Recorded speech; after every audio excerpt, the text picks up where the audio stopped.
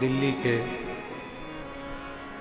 इस पवित्र पावन प्रांगण में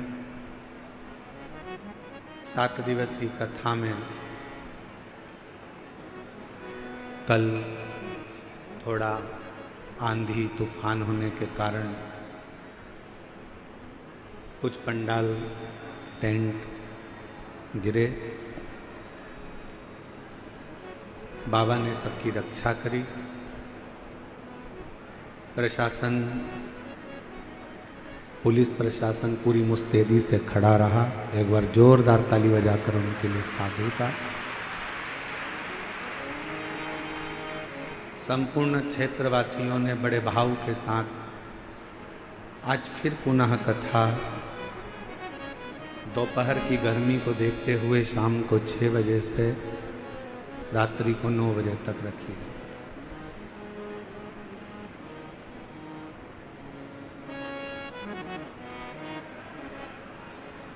शिव क्या है? हस्तिनापुर शिव महापुराण की कथा कहती है कि भगवान शंकर को पहचानने के लिए अलग से कोई नेत्र की जरूरत नहीं पड़ती।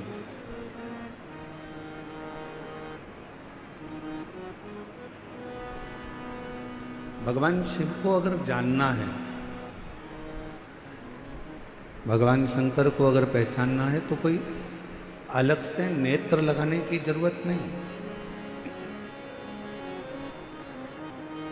शिव को जानने के लिए, शंकर भगवान को पहचानने के लिए अपने भीतर के जो मन के नेत्र हैं, उन नेत्रों के माध्यम से हम शिव को पहचान सकते, भगवान शंकर को जान सकते।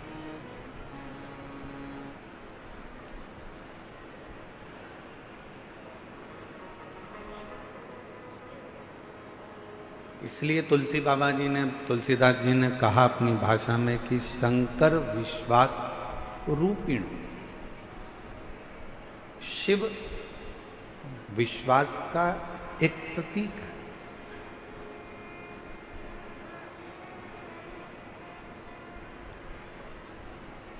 अब जरा ईमानदारी से बोलना, दिल्ली की मेरी जीजियों, दिल्ली के मेरे जीजाओं, बहुत सावधानी से विचार करना। दिल से, हृदय से उस बात का स्मरण करिएगा कि आज के जमाने में भाई भाई पर विश्वास नहीं करते, पुत्र पिता पर विश्वास नहीं करते,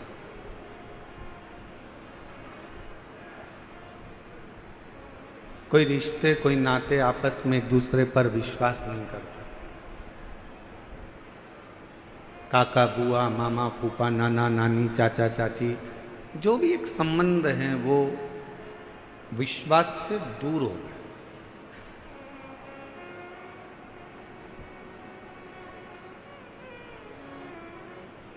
अब उस बीच में जब किसी पर विश्वास ही नहीं रहा जाए, विश्वास ही नहीं करा जाए, उस बीच में आपके दिल में, आपके मन में शंकर जी के एक लोटे जल के प्रति जो विश्वास आपका जागृत हुआ है, वही विश्वास आपके जीवन के सारे दुखों को समाप्त कर देता है और शिव से मिलाने का प्रयास करता है। वही विश्वास।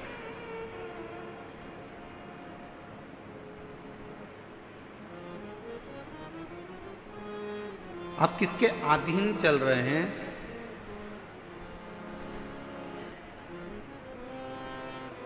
एक बड़े से हाथी को भी पानी डुबो देता है।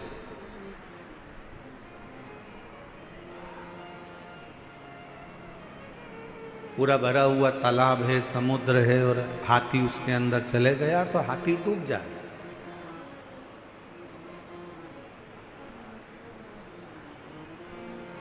एक बड़े से विशालकाय हाथी को भी पानी डुबो देता है, पानी डुबा देता। पर मेरी दिल्ली की जीजियों, ईमानदारी से बोलो, एक मछली को क्या पानी डुबाता है? जम के तो बोलो। मछली को पानी डुबोता नहीं है। उस पानी में हाथी गया, विशालकाय हाथी को पानी डुबो देता है।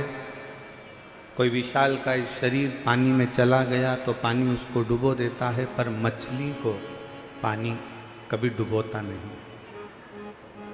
क्यों नहीं डुबोता? क्योंकि मछली ने पानी की शरणागति ग्रहण कर ली।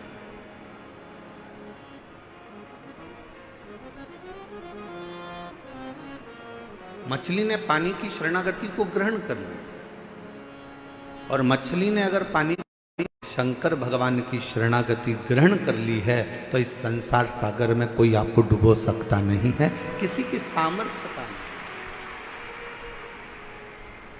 और मैंने तेरे ही भरोसे बाबा, तेरे ही भरोसे हवा बिच उड़ती जवानी, बाबा डोर हटो छठी नाम कटी जवानी, भोले मैं तेरी बदन, शंभू मैं तेरी बदन, हवा बिच उड़ती जवानी, बाबा डोर हटो छठी नाम कटी जवानी।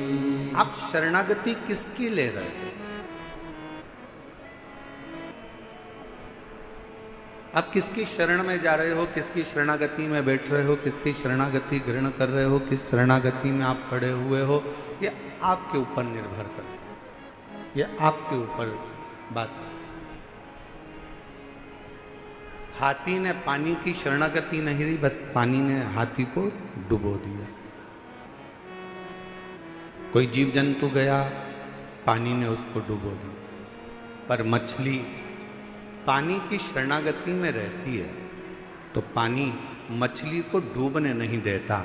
उसी तरह जो एक बार एक लोटा जल लेकर, अपने घर का जल भरकर, अपने घर का पात्र लेकर, अपने घर का जल लेकर जब शंकर जी के मंदिर तक कोई जाता है और शिव की शरणागति ग्रहण कर लेता है, शंकर भी उसे भव सागर में, संसार सागर में डूबने नहीं देता, डूबने नहीं देता।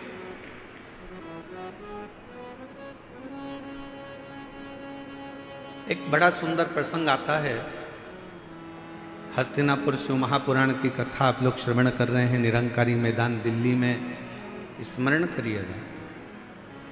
एक बार माता पार्वती जी भगवान शंकर के साथ में नंदी पर बैठकर भ्रमण करने के लिए निकलती हैं, चलती।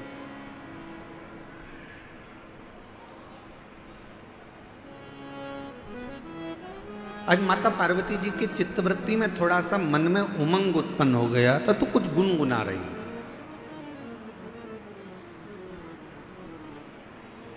कभी कभी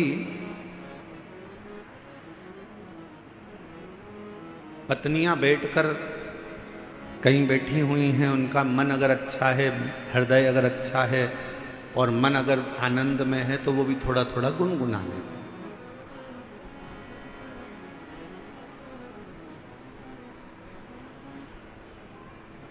थोड़ा थोड़ा गुनगुनाने का कार्य कर लेते।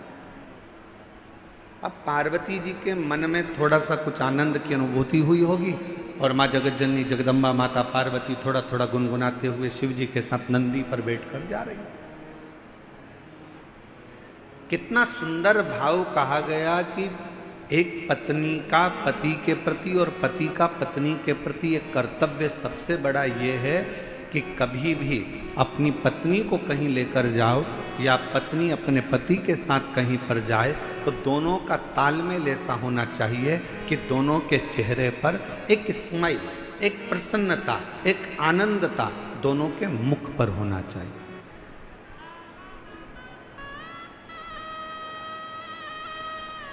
दोनों के चेहरे पर एक प्रसन्नता का लक्षण, थोड़ा सा भाव प्रसन्नता का सम्मुख में प्रकट। और आज का जमाना बड़ा विचित्र है, 10 मिनट के लिए, वैसे तो दिल्ली जैसे शहर में तो हम कल देखे कि कल हमको एक कार्यक्रम में जाना था, तो हमने देखा कि हमको तो यहाँ ऐसा लगता है कि लोग शादी में जाते होंगे, मान लो 9 बजे रात्रि को शादी चालू हो रही है और 9 बजे इनको शादी में पहुँचना है, तो 6 बजे से घर से निकलते होंगे। दिल्ली की स्थिति जो देखी है उसके हिसाब से बता रहा, और 6 बजे से घर से निकलते होंगे। 15 मिनट की शादी अटेंड करना रहती है, आधे घंटे की शादी अटेंड करना रहती है, और 2 घंटे पहले निकलना पड़ता है, और 2 घंटे वापस आने में लग जाते हैं, और आधे घंटे की शादी अटेंड करी। पूरा समय इतनी देर में तो हमारे यहाँ अगर हो तो हम सीहोर से इंदौर घूमकर वापिस आ जाए।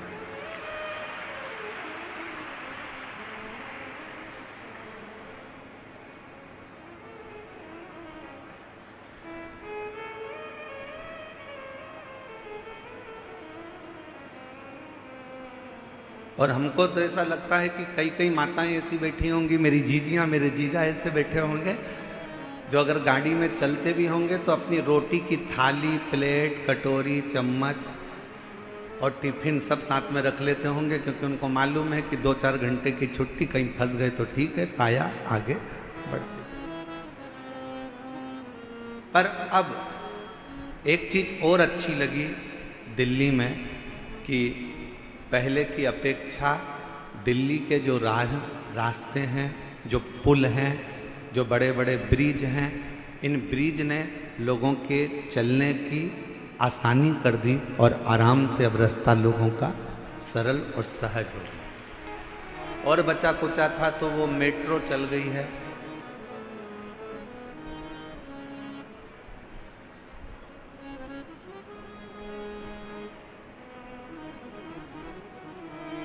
अच्छा, मेट्रो भी अपने को सिखाती है, नीचे चलती नहीं, ऊपर चलती है।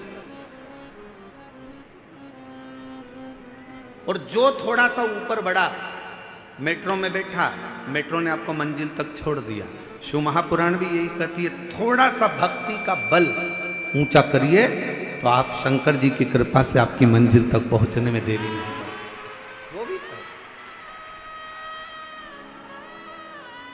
वो भी कर।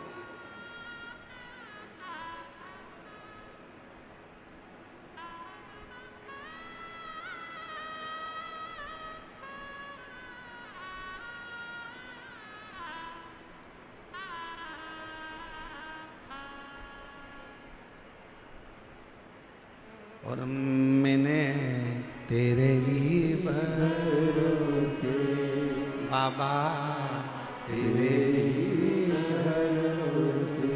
पार्वती जी और शिव जी दोनों नंदी पर बैठे हैं। पार्वती जी गुनगुनाती हुई आगे बढ़ रही हैं। हृदय में ये उमंगता होना चाहिए, हृदय में ये उत्साह होना चाहिए, हृदय में ये आनंद होना चाहिए। और पार्वती जी गुनगुनाती हुई जा रही थी। आज माँ पार्वती जी ने देखा कि पूरा वीरान पड़ा हुआ है और एकांत तो कोई स्थल मिल गया। पार्वती जी ने शिव जी के हाथ जोड़े और शंकर जी को प्रणाम कर कर पार्वती जी ने उस स्थान पर रोक दिया। बाबा थोड़ा नंदी को कहो ना रुकेगा, थोड़ा नंदी को बोलिए रुक जाए। नंदी को रोका।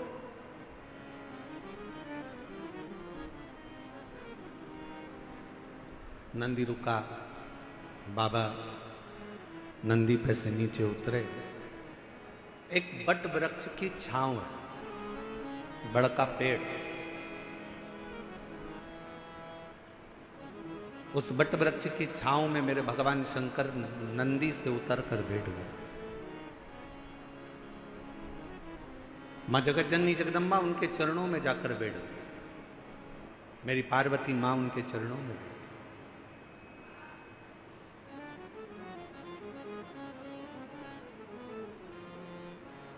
चारों तरफ वीरान एकांत स्थल।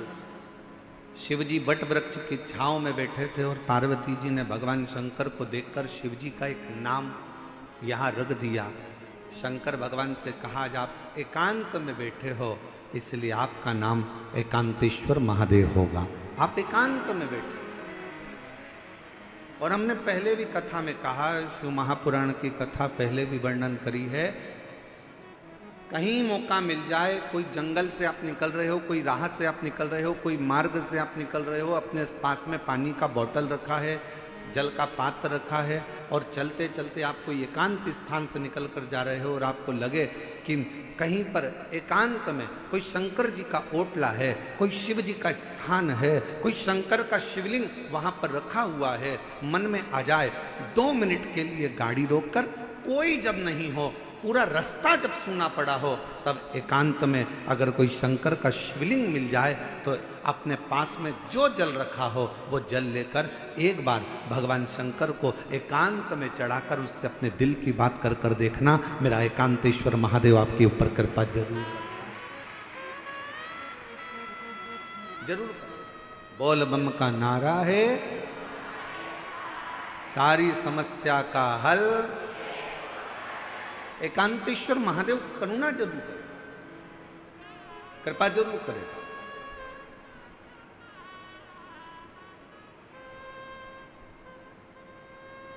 शिव जी के चरणों में पार्वती मां बैठ गई।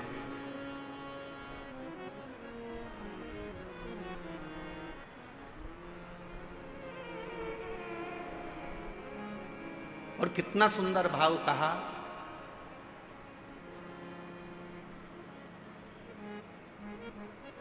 सफर का आनंद बड़ी गाड़ी में मिलता है क्या? जम के बोलो जरा। कहीं जा रहे हो, केदारनाथ जी दर्शन करने जा रहे हो, या मथुरा जी में वृंदावन में बिहारी जी का दर्शन करने जा रहे हो, या अयोध्या जी जा रहे हो, सांवरिया सेठ जा रहे हो, खाटू श्याम बाबा का दर्शन करने जा रहे हो, सालासर बाबा जी का दर्शन करने जा रहे हो, सीहोर कुबरेश्वर धाम में भोलेनाथ जी का कंकर शंकर दर्शन करने के लिए जा रहे हो, या कहीं गाड़ी।